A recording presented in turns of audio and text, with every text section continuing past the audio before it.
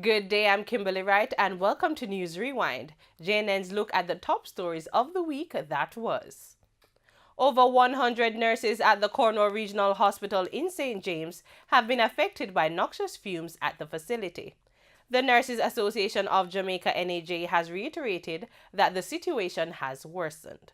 In the meantime, questions have been raised as to whether the Pan American Health Organization had initially ordered the main building at the hospital to be closed. We have more in this report. The noxious fumes have affected numerous staff members. NAJ President Carmen Johnson revealed that the last count between January and February showed that 120 nurses have been affected. She explained that those who have been diagnosed did not experience these chronic symptoms before.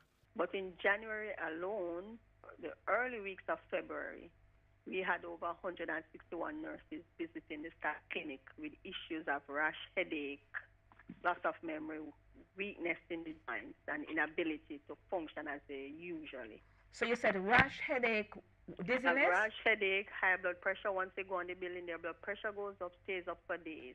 Yes. So you have some of the young nurses who are diagnosed with chronic hypertension, who are never hypertensive, chronic heart conditions, who never had any issue.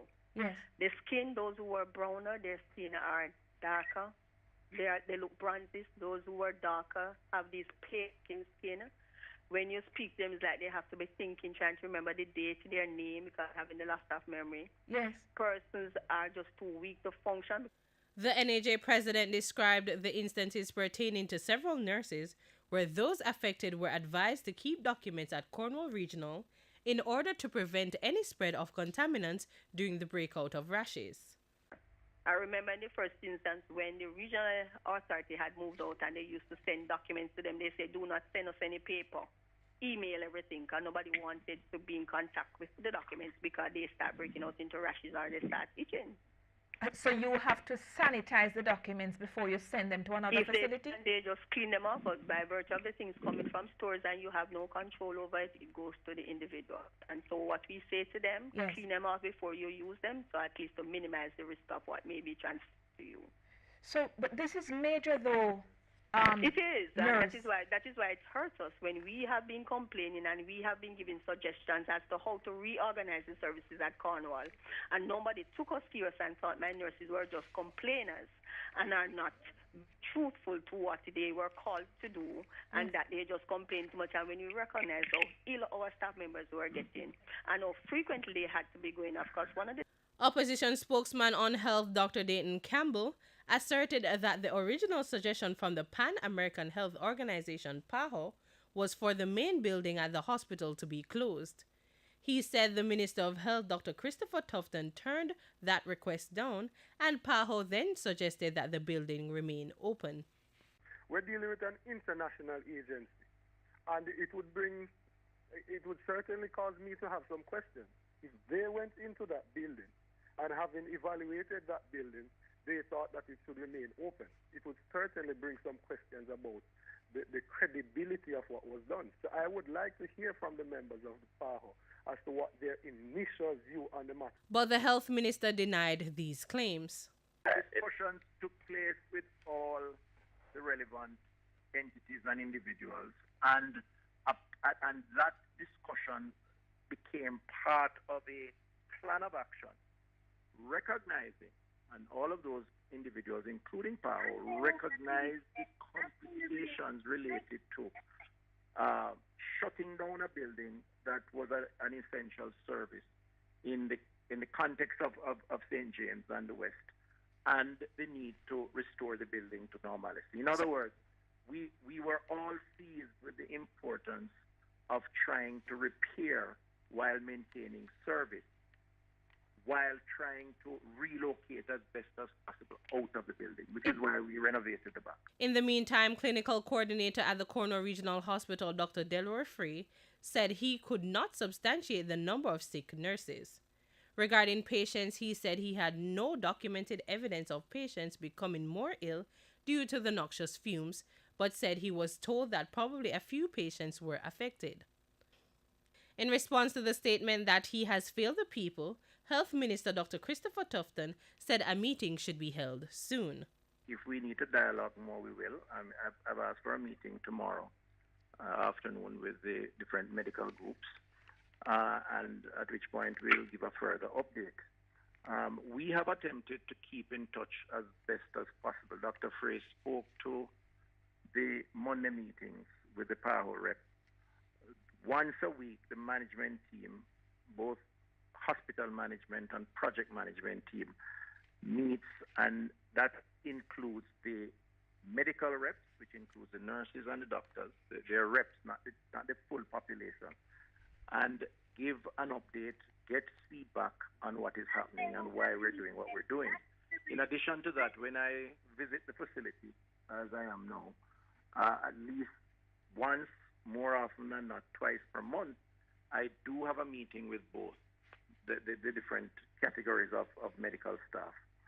Concerns have been raised about the number of persons being detained under the state of public emergency in St. James. With 1,200 being detained and only 61 charged, one opposition senator is calling this a bias against black youth. Abigail Smythe reports. There has long been a practice of political interference in crime, with some politicians protecting criminals. Senator Damian Crawford, however, noted this no longer happens in certain areas as criminals are now more independent. That fabrication have led to people to then feel that there's a hugging up of these criminals. Yes. Now these criminals don't even hug the politicians anymore because they have their own source of income. Precisely, they are independent. So that is why you can't even tell them to stop. Yep. Because Correct. they are now independent. In fact, they're connected with each other. Yes. There's JLP criminal and Right. PP criminal Yep. working together Yep. and not fighting no politics. Precisely. War. Precisely. So if we should be seeking a solution, we must first seek the truth, Yes. which we are unwilling to seek. He also highlighted that it is misleading to continue labeling some communities as garrisons. One of the problems we have is the designation of our areas as garrison, which is incorrect in its designation and untrue. A garrison needs weapons for influence.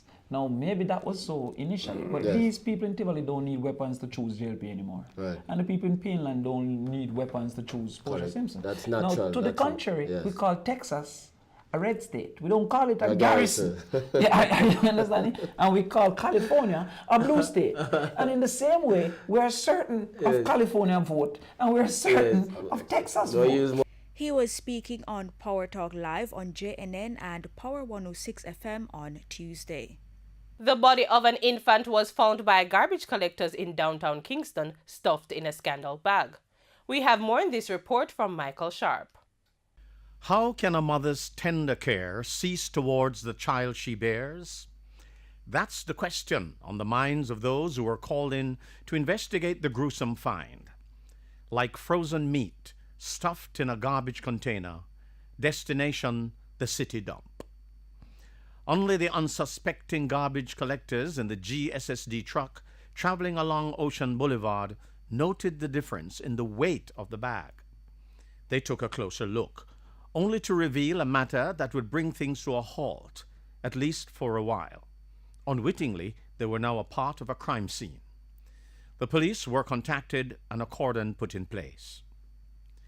The investigations revealed that the female child, believed to be a few weeks old, was brought to the location in the vicinity of the National Gallery and dumped into this container.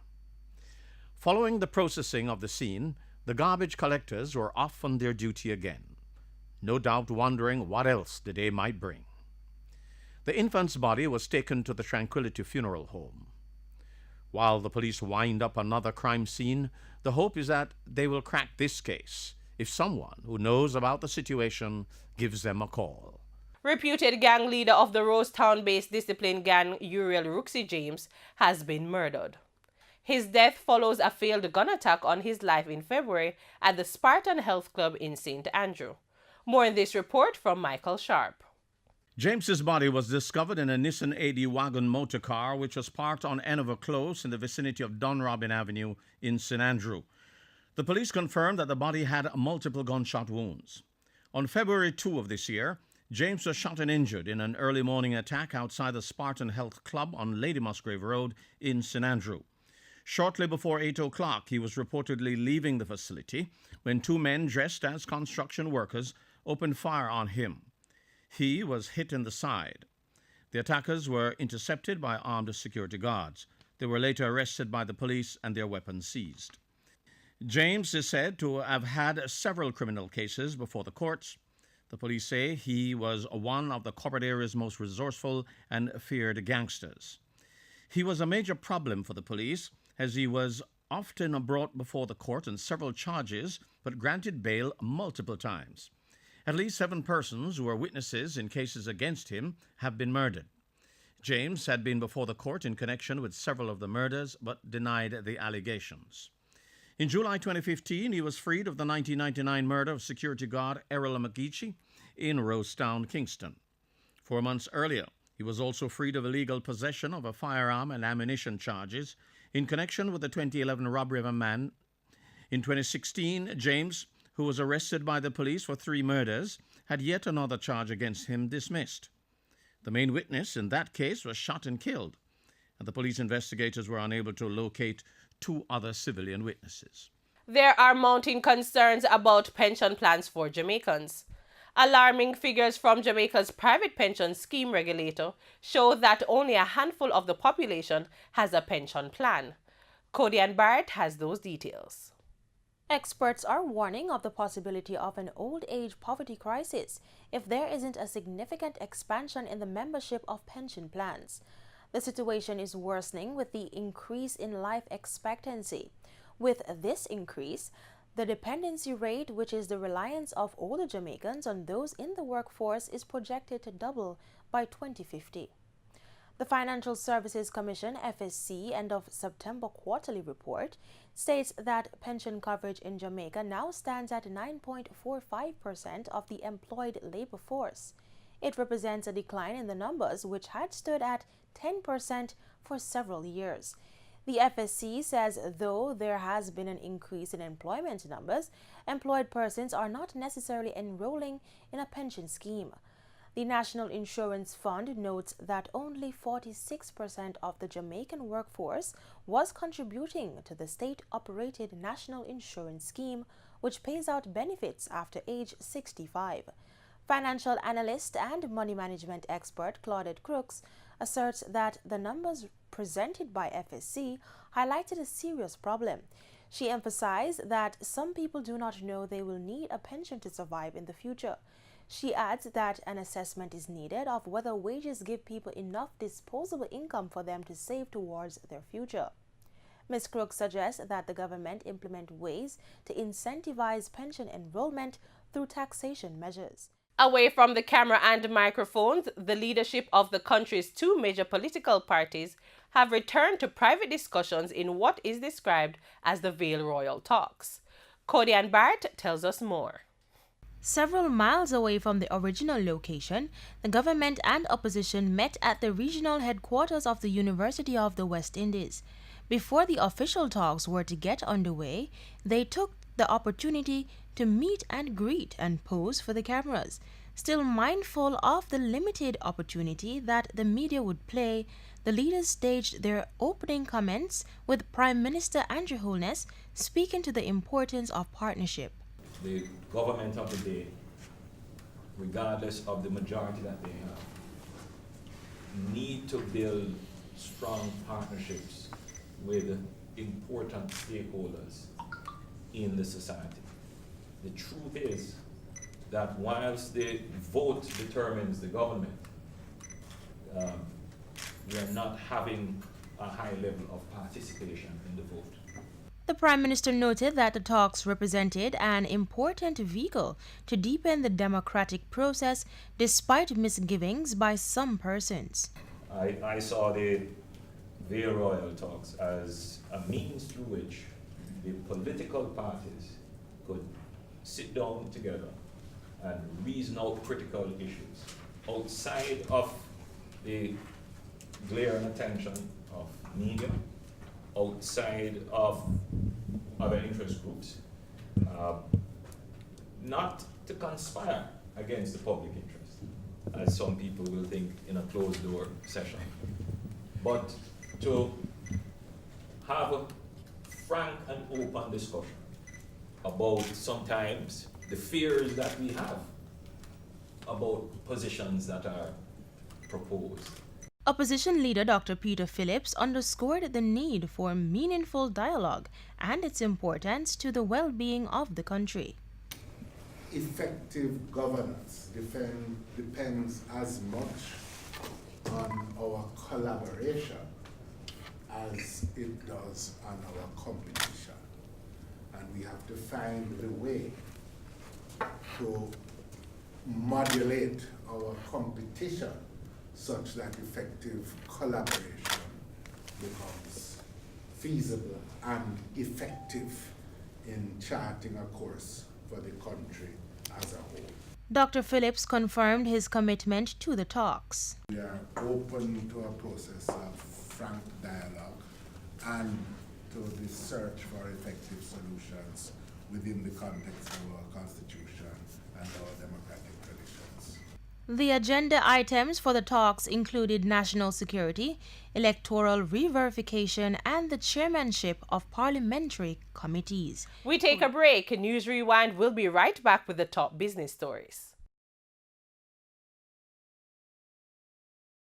Welcome back to News Rewind. Now for the top business stories of the past week. Caribbean Airlines is facing more queries about its financial performance. Former Minister in Trinidad and Tobago's Ministry of Finance, Mariana Brown, has warned that there are critical management issues facing the airline and is seeking an examination of its cost ratio. Mr. Brown's comments followed revelations last week before a joint select committee of Parliament about what is being described as high salaries being paid to senior managers at Caribbean Airlines. He says the real issue is the route revenue and that the key ratio should be revenue per passenger or revenue per seat. On the matter of CAL's cargo manager being paid a monthly salary of $71,000, which is more than what the Prime Minister earns, Mr. Brown said the real question is whether the cargo department is making money. According to Mr. Brown, any CEO of a company, whether public or private, can earn more than the Prime Minister, and that should have no relevance in the discussion of CAL's expenditure. He also said it would be inaccurate to compare an international carrier with CAL, arguing that a better comparison would be with another regional airline in a country of a smaller size, paying particular attention to what the ratios are.